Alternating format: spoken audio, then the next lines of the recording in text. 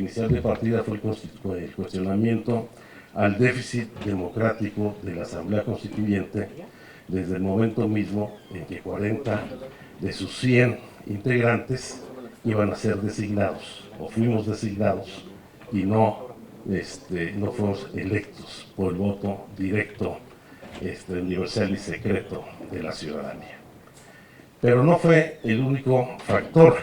que influyó en este déficit democrático. Hay que recordar cómo en el proceso de elección de los 60 diputados y diputadas constituyentes solo participó el 28% de la lista nominal de electores en la ciudad, de la elección del menor nivel de participación que hayamos tenido en la Ciudad de México desde que tenemos registro. Ya a ellos se sumaron otros factores adversos, como el hecho, por ejemplo, de las restricciones que se establecieron para los candidatos independientes, en donde se les estableció un requisito similar para alcanzar su registro, para contender por la jefatura de gobierno y no por una diputación local. Cerca de 120,000 firmas requerían los candidatos independientes para poder participar en este proceso, cuando tenemos actualmente diputados en la Asamblea Legislativa del Distrito Federal con 28,000 votos. Ya los llevó a esa representación. Y si a eso le sumamos que de la votación total, el 8% de los votos fueron en favor de los independientes y solamente entró uno de los registrados, pero lo cierto es que esto también abonó a la sobrerepresentación de los partidos, particularmente de aquellos partidos que tienen menor presencia en la ciudad. Bueno,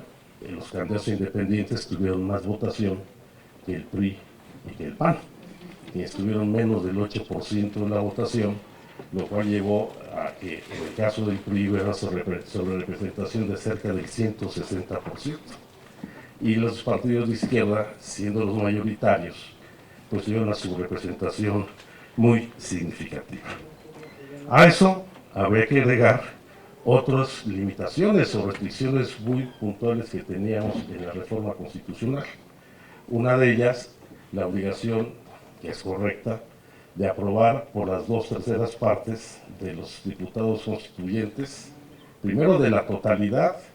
las normas internas, el reglamento interno, la integración de su mesa directiva, de sus comisiones, y por 2/3 partes, ya de los presentes, cada uno de los artículos. Y al mismo tiempo se estableció una fecha perentoria para que entre el 15 de septiembre del año pasado y el 31 de enero de 2017 estuviera aprobada y emitida la Constitución. Y en medio de un escenario de polarización política, no solamente entre todos los partidos políticos, sino dentro de los propios partidos políticos, pues todo el mundo auguraba a que no iba a prosperar la posibilidad de tener esta Constitución que la hemos venido debatiendo apenas desde 1824. Sin embargo, pues todos los agoreros del fracaso perdieron sus apuestas. Y creo que gracias a la sensibilidad, no solamente de quienes integraron la Asamblea Constituyente, sino de muchas ciudadanas y ciudadanos que participaron en la elaboración de esta Constitución, hemos logrado un acuerdo político que nadie esperaba y que representa un acuerdo político que es resultado de un proceso muy largo de debate en esta ciudad y también de conformación de los espacios de participación de los ciudadanos. Yo por eso insisto en que la primera aportación que hemos hecho a la democracia de nuestro país es como la elaboración, la discusión y la aprobación de la Constitución de la Ciudad de México debemos entenderla como un amplio proceso político, social y legislativo que no se limitó a los tiempos de la reforma constitucional y a los tiempos que tuvimos para elaborar la Constitución, sino un proceso de lucha social en esta ciudad que logró conquistar, a pesar de las limitaciones jurídicas que tenía la figura de jefatura de gobierno del Distrito Federal, pues derechos y libertades que no tenían o no tienen todavía la mayor parte de los estados de la República. Y esto ha dado lugar a un pacto social que rompe con lo que ha sido hasta ahora todas las reformas impuestas durante la política neoliberal y que, como bien lo dijo Porfirio, pone por encima el interés público sobre el interés de los particulares. Y en este proceso, entendido como un proceso de elaboración colectiva de la Constitución, tuvo que ver desde la conformación paritaria entre hombres y mujeres de la Asamblea Constituyente, el establecimiento del Parlamento abierto que permitió que cientos de personas, ciudadanos, hombres, mujeres de esta ciudad, presentaran iniciativas de ley que fueron debatidas en cada una de las comisiones, así como la consulta a los pueblos, barrios originarios y comunidades indígenas residentes, fuera adquiriendo legitimidad en su elaboración esta Constitución, a lo que se abonó el establecimiento de nuevas prácticas del debate parlamentario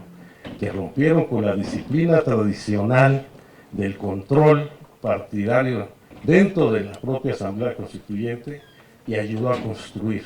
como aquí lo han señalado muy bien mis compañeros, acuerdos transversales, en donde, pues afortunadamente, pudimos construir consensos, ya que lo que hay que subrayar es que para alcanzar las 2/3 partes de la votación en cada uno de los artículos, pues no bastaba la suma de 2 o de 3 partidos, sino necesitamos por lo menos la suma de 4 de los partidos con mayor representación en la Asamblea Constituyente. Entonces, la gran primer aporte es cómo es importante destacar que se pueden romper con la rigidez del debate parlamentario vigente, donde, por ejemplo, la Cámara de Diputados y el Senado de la República han dejado de ser cámaras de diputados y senadores para convertirse en cámaras de grupos parlamentarios, en donde ella mismo lleva la toma de decisiones a otros espacios distintos del Pleno, como es la Junta de Coordinación Política o como es la propia mesa directiva de cada una de las cámaras, y aquí elevamos el debate a la discusión del Pleno, en donde hubo debate real de ideas y un proceso de enseñanza y aprendizaje que nos permitió construir este gran acuerdo. La segunda reflexión más breve tiene que ver con que, sin lugar a dudas, esta Constitución abre paso a un nuevo constitucionalismo en nuestro país, que rompe con la visión y las prácticas de las constituciones tradicionales, en donde siempre se ha puesto principal atención a la forma en que se ejerce la autoridad para abrir espacio a una constitución cuyo principio, su eje rector, es la dignidad humana y la defensa de los derechos humanos de todas las personas. No es una constitución que se oriente, como son el resto de las constituciones en el país, establecer los mecanismos de la democracia representativa y el ejercicio de la autoridad. Es una constitución que yo la resumiría como una constitución que establece el derecho a gozar de todos los derechos de los ciudadanos, y de que pasa de ser, deja atrás esta visión del Estado de Derecho, donde lo que prevalece en el Estado de Derecho es el principio de autoridad, a un Estado de derechos, donde se establecen las obligaciones de la autoridad para garantizar el ejercicio pleno de los derechos de todas las personas. Y creo que esa es una de las mayores aportaciones de esta Constitución, donde lo que también, así como queda atrás el interés privado, o sea, el interés público por encima del interés privado, aquí se establece como prioridad el interés social por encima del interés del Estado. Y avanzamos, este es el tercer punto, con una visión de la democracia de manera integral. Ya lo señalaba Porfirio en su intervención. No nos redujimos al establecimiento de las normas de la democracia representativa, donde hubo reformas muy importantes, sino que se establecieron mecanismos de la democracia directa, plebiscito, referéndum, revocación de mandato, la eliminación del fuero, que aquí no se ha señalado, pero también la democracia participativa y la democracia comunitaria, donde con los pueblos y barrios originarios y comunidades indígenas se les reconoce el derecho a su autodeterminación, se reconocen sus formas tradicionales de gobierno y el derecho al aprovechamiento de su territorio y de sus recursos naturales. Pero incluso dentro de la propia democracia representativa hubo cambios importantes, donde acabamos con los últimos vestigios del departamento del Distrito Federal, particularmente las jefaturas delegacionales, que era una reminiscencia de la época en donde la ciudad era una dependencia del gobierno federal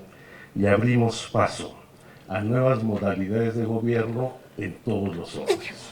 En el caso de la Asamblea Legislativa, es importante señalar que se desaparece la Comisión de Gobierno, que era también un viejo vestigio de la gran comisión de las épocas del partido hegemónico en el Congreso de la Unión, como también lo ha señalado aquí Ana Laura, el caso de una reforma, la más importante al Poder Judicial en este país, que justamente es lo que más urticaria le ha sacado a muchos de nuestros detractores, porque se busca no solamente establecer controles y contrapesos dentro del Poder Judicial, sino eliminar los mecanismos que han favorecido pues, la corrupción y la impunidad en el mismo. Que el presidente del tribunal no preside al mismo tiempo el Consejo de la Judicatura, que no sea juez y parte, que no haya reelección, que solamente dure su encargo un año el presidente, pero fundamentalmente que exista un Consejo Judicial Ciudadano para hacer las propuestas a los integrantes de los jueces, magistrados, consejeros de la Judicatura y otros órganos dentro del Poder Judicial. Que haya verdaderos contrapesos y se rompan los mecanismos que han llevado pues no solamente a este nivel de impunidad, sino que han alentado la corrupción del Poder Judicial y de nuestro país. Un cuarto planteamiento tiene que ver con esta visión de un nuevo federalismo, porque lo que hemos establecido en esta Constitución debe marcar modificaciones profundas al régimen federal en nuestro país. Partiendo de entender que la federación no es el Ejecutivo Federal, la federación somos todas las entidades federativas que damos origen a la República Mexicana. Y en esta Constitución se establecen con mayor precisión las nuevas reglas de la relación entre el Ejecutivo Federal y el Gobierno de la Ciudad en tanto sede de los poderes federales y ciudad capital, pero también figuras innovadoras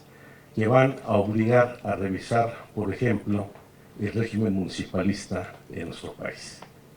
ya que la creación de alcaldías, donde el gobierno se deposita en el alcalde y cuenta con un consejo dentro de la alcaldía, que será un instrumento de contrapeso y fiscalización del desempeño del alcalde y del conjunto de los recursos y obras que ahí se desarrollan, va a obligar a revisar en gran medida pues el fallido sistema municipalista que tenemos en este país, donde pues, no tenemos municipios libres, como tampoco tenemos entidades soberanas, menos aún cuando, por ejemplo, en el caso de las entidades federativas, la absoluta mayoría, con excepción de la Ciudad de México, más bien la totalidad, con excepción de la Ciudad de México, dependen de sus ingresos, de los recursos y participaciones federales. Ya no digamos los municipios, lo cual esta dependencia económica pues lleva a que no exista la posibilidad de gozar de plena autonomía y cumplir con sus responsabilidades. Pero también dentro de las nuevas figuras que obligarán a revisar la relación del federalismo en nuestro país son mecanismos de coordinación metropolitana, que si bien la reforma del artículo 122 se establece la obligación de emitir una ley de desarrollo metropolitano para el Valle de México y un consejo de desarrollo metropolitano para esta urbe, pero lo cierto es que la legislación que de aquí surja impactará en las 59 zonas metropolitanas del país, porque no puede haber tal nivel de diferenciación en la gestión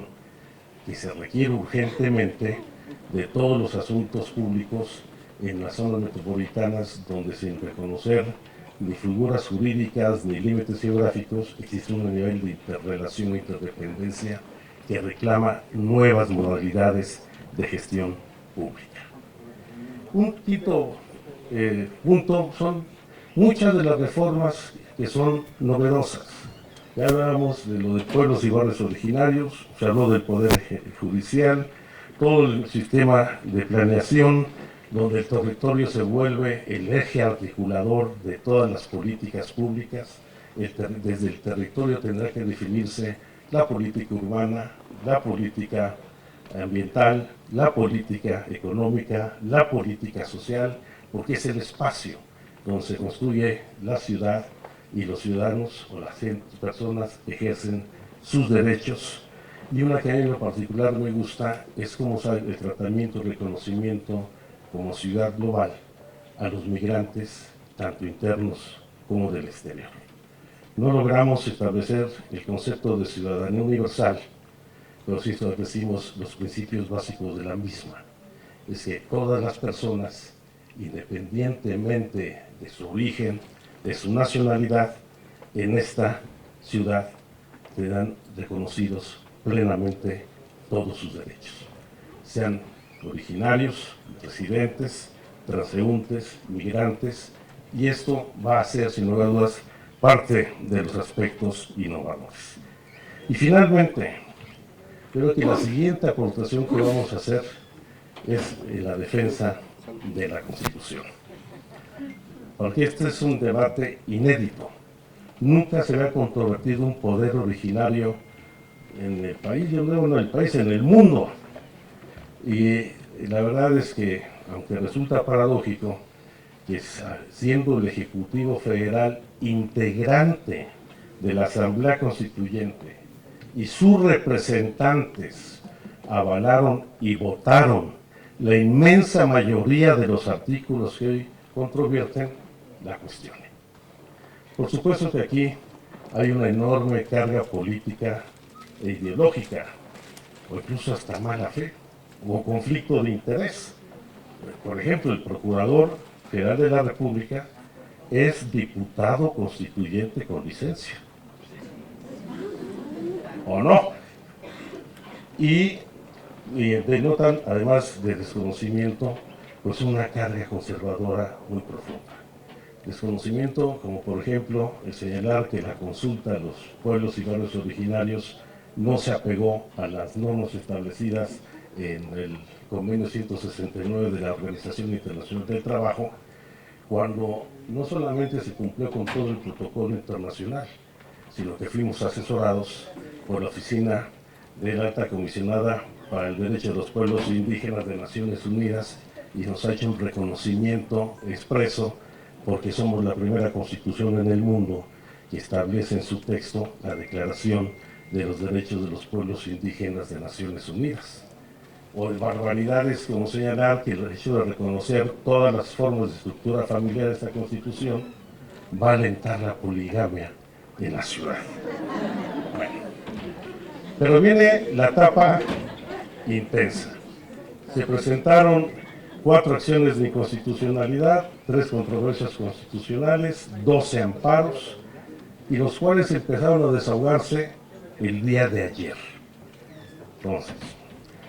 aunque ya nosotros hemos dado respuesta puntual a todos y cada uno de estos recursos que se presentaron.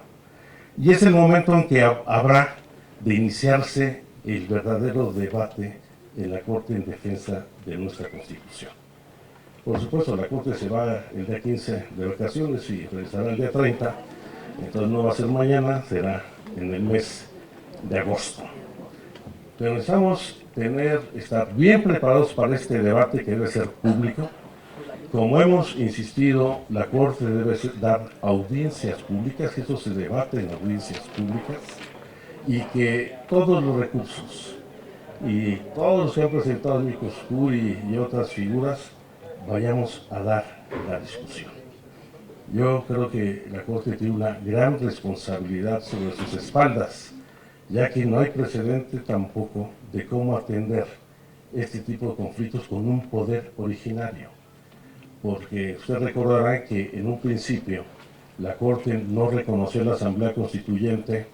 como autoridad emisora o quien publicó la Constitución. Dijeron que por analogía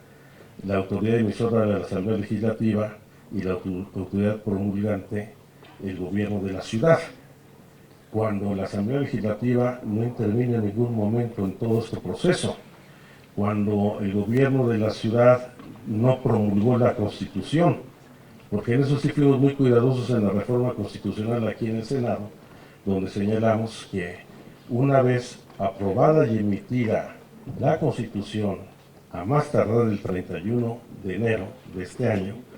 la Asamblea la enviaría para su publicación al Diario Oficial de la Federación y a la Gaceta del Gobierno de la Ciudad de México, como sucedió, para que no mediara ninguna otra autoridad entre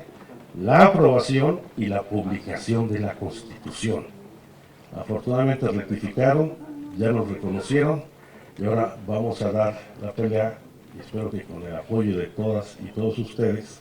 para que tengamos nuestra Constitución en los términos que la estableció la propia Asamblea Constituyente y reivindiquemos nuestro derecho pleno, no solamente para dotarnos de nuestras formas de gobierno interna, sino para fundamentalmente garantizar